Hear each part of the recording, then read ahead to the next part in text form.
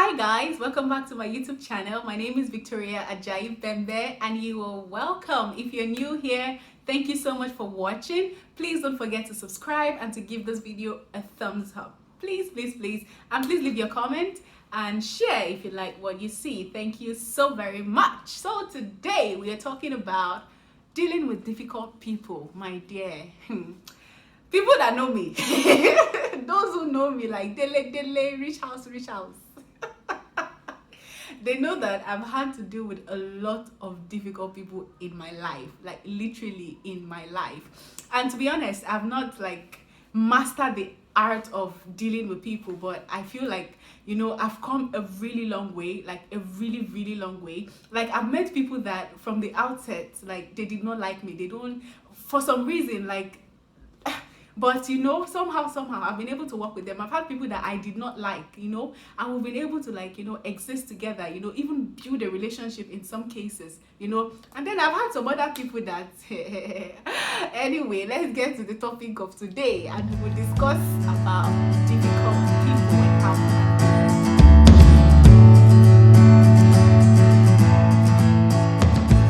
welcome back. So, dealing with difficult people. Now, literally, there are difficult people everywhere. Like, every single way you go to, in your place of work, I'm sure they are in number. Like, as I'm talking, you're already envisioning the person that, I'm sure there's somebody in your mind when you saw this video that made you click on this, like, how do I deal with this person? It could even be your boss in the office. It could be a colleague. It could be a staff member, It could even be your husband or your boyfriend or your fiancé or, your parents. For parents, it could even be your child. There are difficult people everywhere. And sometimes, if we are being honest with ourselves, we are the difficult people in some people's life. Praise the Lord. Anyway, so today we'll be talking about how to deal with difficult people. It does not matter now. This cuts across every relationship you have, whether it's a professional relationship or a family relationship or a casual relationship or even a romantic relationship. So if you have a difficult person in your life and you're trying to how to understand, how do I deal with this person? How do I live with this person? That's what I want to talk about now. But let me just clear the air. When I'm talking about dealing with difficult people, I understand that there are some people in this life that, nothing you do will ever please them. It's like they've made up their mind that this person, no, nothing we ever do in this life will ever please them. I've met such people in my journey of life that, if you carry the whole world in your head, they will still find something in what you're doing to complain about. So, but there are other people that, that's not their personality. It's just maybe circumstances or the issue at hand, or it could be different things. Now we'll be talking about how to, even the person who has chosen to hate you or to to not like you or to not see anything good in you. There's a way that you don't have to be friends with the person. You don't have to be close or best pal. I'm not saying after this video the two of you will be best friends, no, but at least to some certain extent you'll be able to coexist with such a person. Okay, let's go into it. So, the first thing I'm going to talk about today, which I believe is like the bedrock and the foundation and where everybody needs to start from, is that you have to come to the realization that you cannot change people. You cannot control how they would react to what you're dishing out or to your personality. You cannot control the way a person is, because who we are, the totality of who we are, it's built up by our life experiences. It's built up by the morals we have when we growing up and the things we have seen. So it takes a lot of work and a lot of determination from the heart of the person to want to change. So you trying and spending all your energy, which I believe is where many of us get stuck, trying to convince, to change this person's reaction or to change this person's orientation or to change this person. No, you will end up spending so much time, trying to convince this person, trying to change this person, such that you would not even have enough time to, do what needs to be done. Imagine if it's your boss and you spend your whole life or your whole time at work trying to change the person's perception or change the person's reaction, it will be fruitless. So you have to get to that point where you've seen this person and you realize that, I cannot change this. I cannot control. And that's also one other part. Controlling people. You can't control how they react to you. You cannot control their attitude. You cannot control anything. The only thing you can control is yourself. So you cannot control people's action, but you can control your reaction. And that's where you need to start from. I am the one I can change, and that's where I should focus on. My focus should not be on changing the other person. It should be on, what do I do to be able to work with this person? What are the things I need to work on in myself? What are the things I need to adjust in my own self to be able to, coexist with this person? But if you spend your whole life or your whole time trying to change a person, it's a fruitless effort, I can tell you. Because see, if the person does not decide in his mind that they want to change, or they want to like you, or they want to change their attitude towards you, nothing that you do is going to change it. Okay, so focus on the things you can change, which is yourself, your reaction, your behavior, and you know what, do you, and don't try to change people. Even, I think this is where most men get really pissed with women. We women, we spend our whole life since when we were born, dreaming of the perfect man we want to marry. This is what my man would do, this is the way he would dress, this is the way he would react, this is the way he would behave, this is the kind of man I want. And a man, the things they think about the woman they want to marry, maybe a woman with vision, a woman that knows what she's doing, they don't think as in-depth as we do. But we have recreated an image of the man that we want to marry, and eventually when we meet the man, and he's not ticking all our boxes, but the man is good, but it doesn't just tick everything. If we like him enough, we date him, and then we'll try our whole time to change the person, and that's where the conflict usually comes. So accept the fact that I can't control this person's reaction. I cannot change this person. I can change my perception, and I can change my behavior towards this person.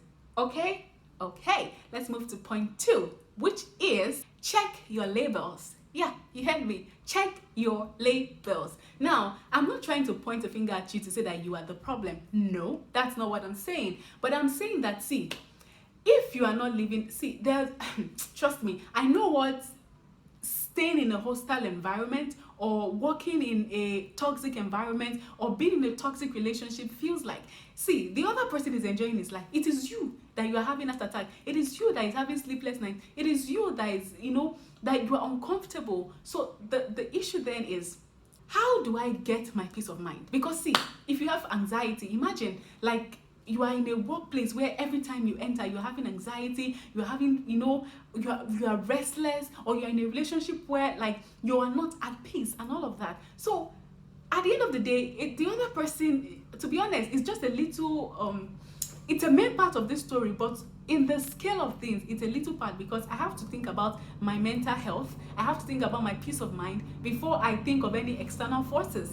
That brings me to my second point, which is check your labels. Check your labels. Check how you label people. Because trust me, the way you label people will always influence the way you talk to them or the way you behave towards them. The first, you label you just met a person, and maybe you're trying to greet the person, and the person is rude or something. You label the person, oh, she's rude. That person is a rude person. Or maybe you see a person talking about, she's a gossip. Or you label your child, oh, this one is a very stubborn person. See, when we put labels on people, we don't realize that it's affecting the way we talk to them. It's affecting our relationship with them. The moment you have a boss and you've already said, this my boss is a difficult person, well, nothing you do will ever satisfy her or something like that. That label, even when your boss actually has the right intention, it's going to be difficult for you to see the good in the person, because the label in your head is that nothing good can come out of this Jerusalem. This person is a gossip, this person is a stubborn person, this child will never change, this child is stubborn. So when the child is even trying to please you or trying to do something with the right motives, you will not think that, hey, maybe this person is, and that's the difference. When it's a child, one of the children that is well behaved, when that child does the same thing that this child that you believe is not well behaved does, you will feel like this person has a good reason to do it. This person is, maybe the person was rude or something. Say, she's forthright. We have ways of categorizing things. When it's not the person we like, we say it's stubborn. When it's somebody we like, we say, oh, the person is forthright, the person is, is direct, is this, is that. But when it's someone we don't like, oh, the person is rude. So check your labels. the way you label the person will definitely affect the way you interact with the person. It will affect the way you talk or you behave around the person. So please, and please, and please, and please, make sure that it is not the label you have in your mind that is making you to or causing you to react to this person in the certain way. Because no matter how good the person is trying to be, you will not see the good in it. Everything you will see is, well, the person is just difficult. It's a difficult person, you know. So make sure you check your labels. The third thing I want to talk about is learn to make excuses for people.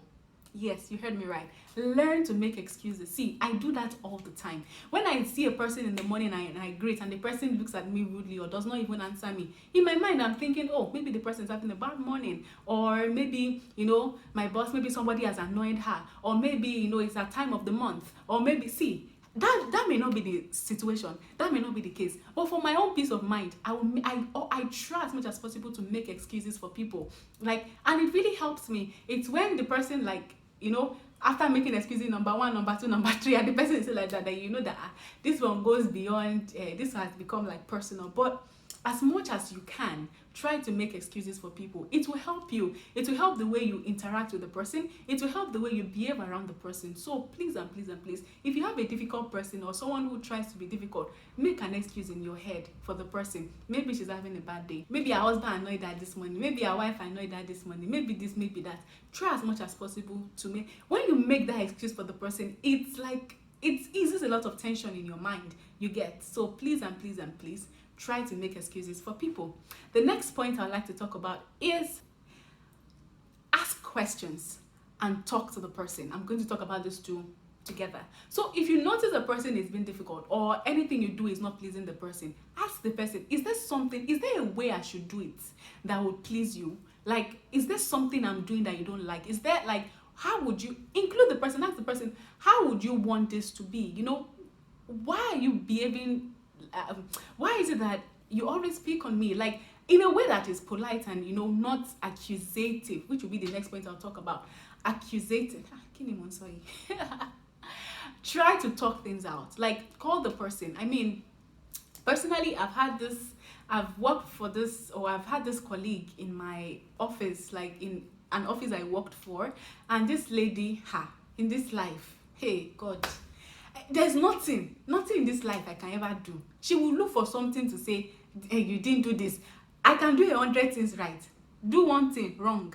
She, like, and it was getting really bad, and really, like, the environment was getting really toxic, because I met the person there and she happened to know a lot of people in the company than I do. So, and people like her, and because of that, they are believing some of the things she's saying about me, and it was beginning to affect not just my relationship with her, but the relationship I have with other colleagues in the office, because they are beginning to see me in a different light. So I had to, like, call her one day. I sat her down. Is there something you want from me?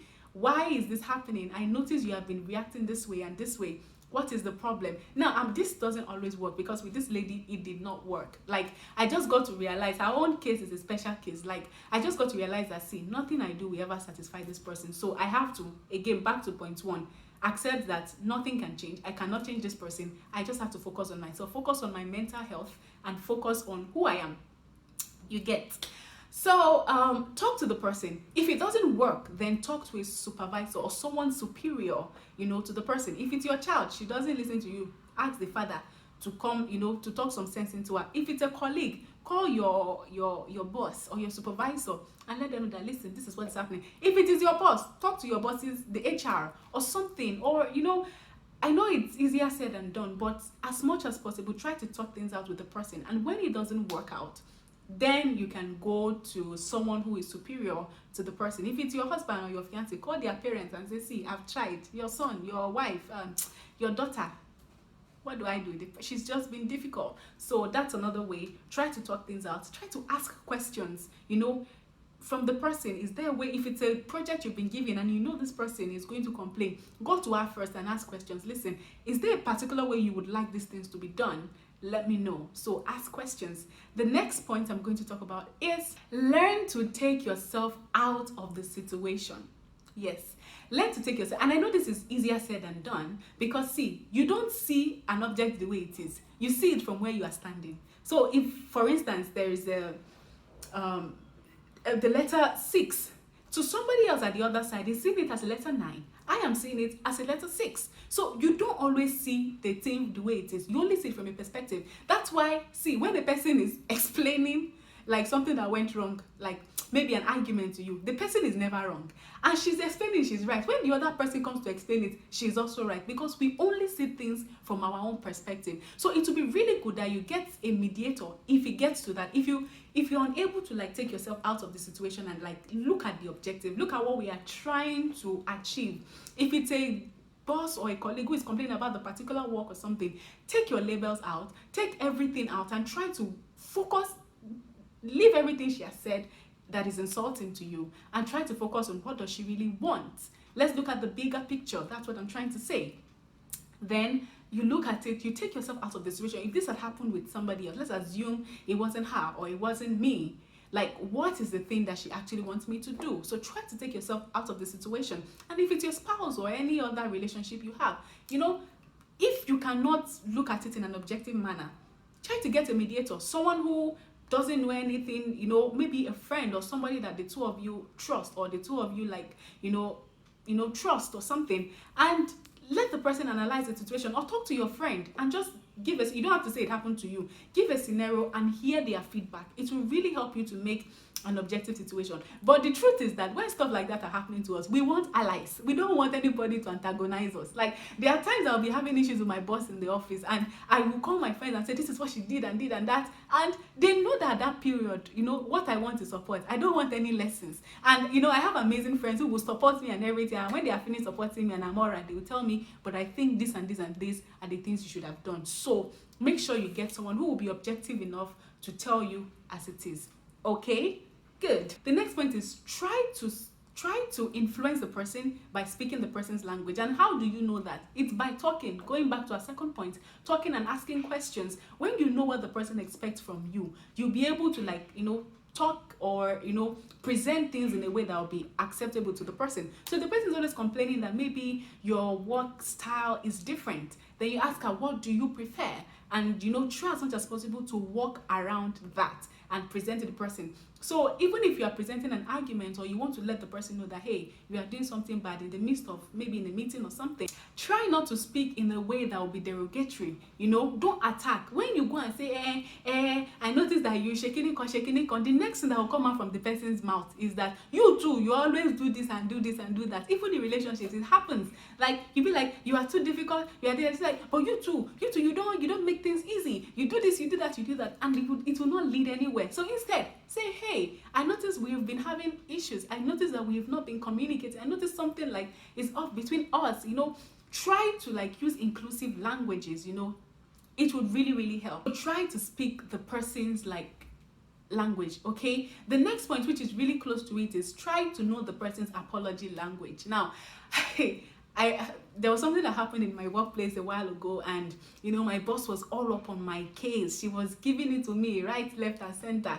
telling me how disappointed she was, this and this and that, and everything that was happening was not my fault. And I know it's not my fault, and she knows it's not my fault. But I just noticed that she was under a lot of pressure at that moment. So anybody she saw was the person she was giving it to, and I happened to be the scapegoat of that situation. So after everything she was saying, I did not respond. She sent a lot of emails. I didn't respond because I knew she was talking out of a place of like anger. So I made sure that I finished everything I was supposed to do, and then I sent it to her, and it was everything like died. I did the work. The project was fine. Afterwards, I now sent an email and let her know that, listen, I don't think it was fair the way you came at me. This and this and this was what happened. I wasn't the one responsible for this task. I just took it upon myself because I felt like someone else needed to. Like, I explained myself, and she was like, oh, I didn't know that. I hope you were able to do this and that. Now, that was all she said. The following day I came to work, she was, oh, hey, how were you able to sleep last night? Because it was like a work I had to do overnight. Like, did you do this? Did you do that? No, she did not come to say, I am sorry. And that's the thing. Me, see, my own apology language is say sorry. That I always tell my fiancé that, like, say you are sorry. My fiancé is the person that, you know, he can say sorry in so many different ways. He can say something like, your displeasure is duly noted. Your displeasure is duly noted. I would say, uncle, are you trying to apologize? Are you trying to Anyway, so know the person's apology language. If the person, as maybe the person is not saying he's sorry or is not apologizing in the presence of everybody, that doesn't mean the person is not sorry. They might, say it in a subtle way or in a subtle manner, or show it instead of saying it. So don't be too critical of people. Know when they are actually like, they feel remorseful about what they did and they try to express it. Okay, great. The last point I would give on this is appreciate people. See, appreciate people when they are doing things right. Appreciate them, so that when they do something wrong and you are correcting them, they won't take it to heart. Yes, when you have an employee or a colleague or someone who every time they do something, you're always critical, you're always criticizing, always, see, it will get to a point you just become a nagging, pain in the what.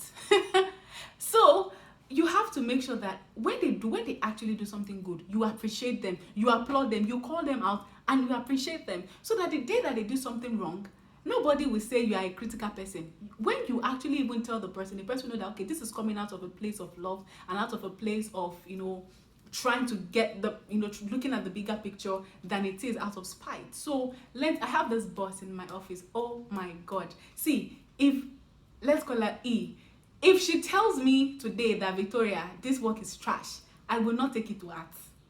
I have another person that will tell me this work is trash, and I will trash her. But I'm telling you, because I know this lady, if she says it's trash, it is trash.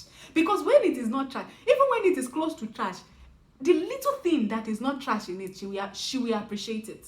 You get? So learn to appreciate people, learn to magnify their good, the days they did something good, and then when they do something bad and you're trying to correct them, it won't come out as you being too critical. I hope this helps you.